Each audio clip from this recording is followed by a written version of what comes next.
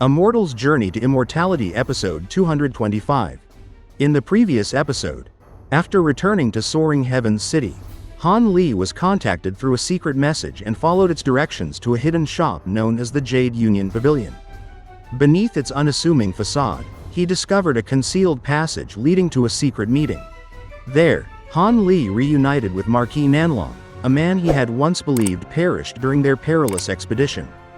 Severely weakened but alive, Nanlong explained how he had barely escaped his pursuers from the Moulan Plains and revealed that the Ghost Spirit Sect was still after the map to Devilfall Valley. To Han Li's surprise, Nanlong disclosed that one of the keys to entering the valley was already in Han Li's possession, a mysterious artifact known as the Heaven-Earth Ring. Forged from meteor iron by a master craftsman. This ring, divided into yin and yang halves, could manipulate or defend against the deadly Great North Essence Light, a power capable of annihilating even nascent soul cultivators.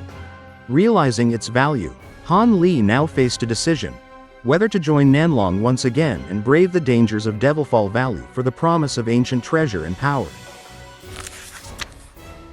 And the episode 225 continues. Marquis Nanlong blinked and calmly said, "It's very simple, fellow Taoist Master Jade, fellow Taoist Han, and I will act as one and seize the treasure inside Devilfall Valley." He explained that the plan was to enter the valley together, and that acquiring the treasures inside would greatly enhance their strength, ensuring they would no longer need to fear anyone. Han Li listened carefully, his eyes narrowing as he studied the two of them. The mention of a black ring immediately triggered his memory. Recalling that it was one of the legendary Heaven-Earth rings, he realized that he already possessed its counterpart, the Yang Ring, taken from Nangong Wan's senior martial sister.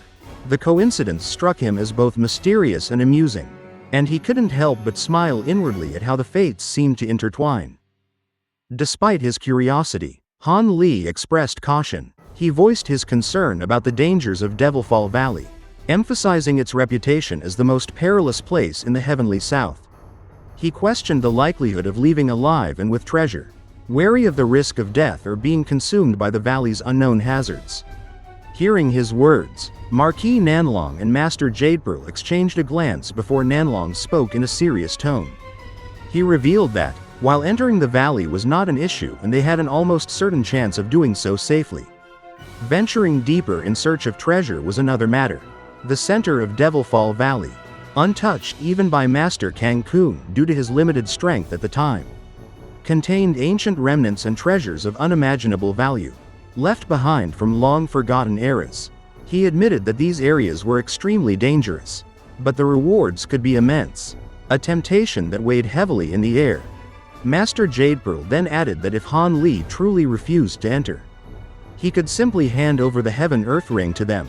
In that case, he would receive only a few spirit stones in return. Yet he would also miss the chance to discover ancient medicinal pills and secrets that could dramatically advance his cultivation, potentially even revealing insights into the elusive deity transformation stage, a mystery few cultivators had ever touched.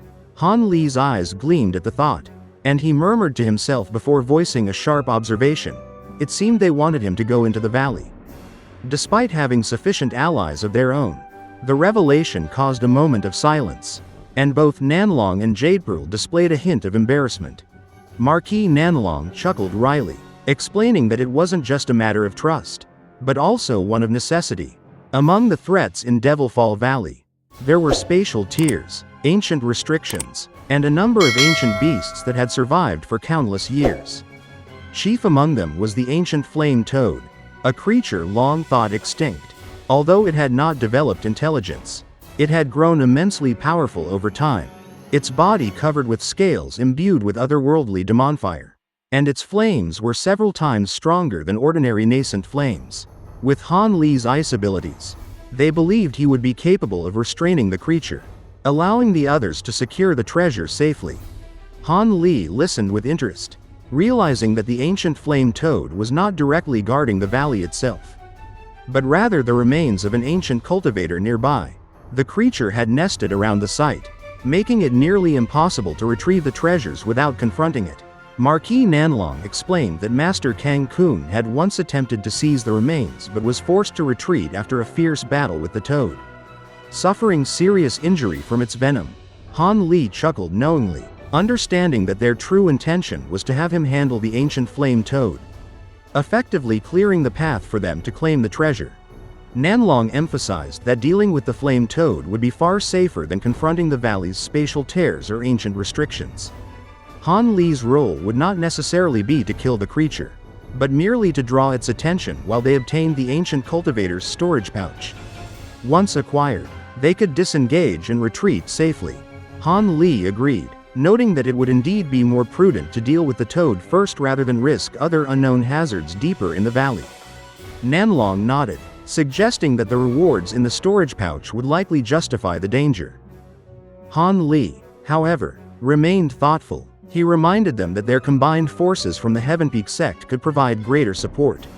And yet Nanlong explained that even with the Heaven-Earth Ring, its power could shelter only 3 individuals at most. Trusting other sect members was difficult due to past betrayals involving the Ghost Spirit Sect. Han Li smiled, appreciating the deep trust Nanlong placed in him. Master Jadepearl pressed for an answer, but Han Li tactfully sidestepped, inquiring instead about their timeline. Nanlong revealed that the valley's spatial tiers shifted constantly, and only every 50 years did a calm period occur. Their entry would require careful preparation, as this calm period would arrive in about 4 years.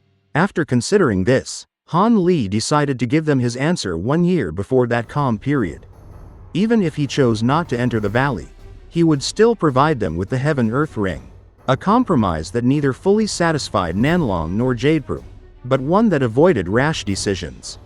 The conversation concluded with a brief discussion about the valley and the surrounding dangers.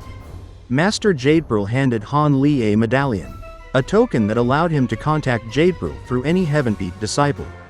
Han Li accepted it without hesitation and left the stone room. Making his way back to the street below the shop, acknowledged respectfully by the shopkeeper, he reflected on the likelihood that Nanlong, burdened with severe injuries, would soon seek a safe place to recover. The recovery would be slow, potentially causing his cultivation to drop a full level. Han Li shook his head inwardly, letting the thought pass, and calmly turned his attention to the more immediate threat, the invasion of the Moulan spell warriors. An issue that could not be ignored. Han Li began to consider this matter as he slowly disappeared from view. And that wraps up this episode. In this part, we saw Han Li face the daunting proposition of entering Devilfall Valley, a place notorious across the Heavenly South for its extreme dangers and the treasures it holds. Marquis Nanlong and Master Jadepearl carefully explained their plan, revealing that while entering the valley might be feasible, venturing deeper came with unpredictable risks. These included shifting spatial tiers, ancient remnants of cultivation restrictions, and the presence of powerful creatures that had survived from ancient times. Among these, the ancient flame toad stood out, a nearly extinct beast, whose scales were infused with demon fire far stronger than ordinary nascent flames. Its presence near the remains of an ancient cultivator posed a significant challenge, and Han Li quickly realized that the two intended for him to confront this creature, ensuring their path to the treasure would remain unobstructed. Throughout this episode, we saw Han Li demonstrate his intelligence, careful judgment, and strategic thinking. He weighed the immense value of the treasures and potential secrets of ancient cultivators against the very real risks of entering such a perilous place. Rather than acting impulsively, he chose patience and foresight, deciding to delay his final answer until 1 year before the next calm period in Devilfall Valley. This decision highlights a key aspect of his character. Wisdom does not always mean rushing into action, but knowing when to wait, observe, and prepare. We also got a deeper understanding of the ancient flame toad's power and how dangerous the valley truly is, reminding us that even the bravest adventurers must respect the unknown. This episode not only advances the plot toward the mysteries and dangers of Devilfall Valley but also emphasizes Han Li's cautious nature and strategic mind. It shows that sometimes the greatest strength lies in discernment and timing, rather than sheer force alone. If you enjoyed this episode or found it exciting, don't forget to like the video and subscribe to the channel to receive updates on the next episodes in Han Li's journey. Thank you so much for watching, and we look forward to seeing you in the next video.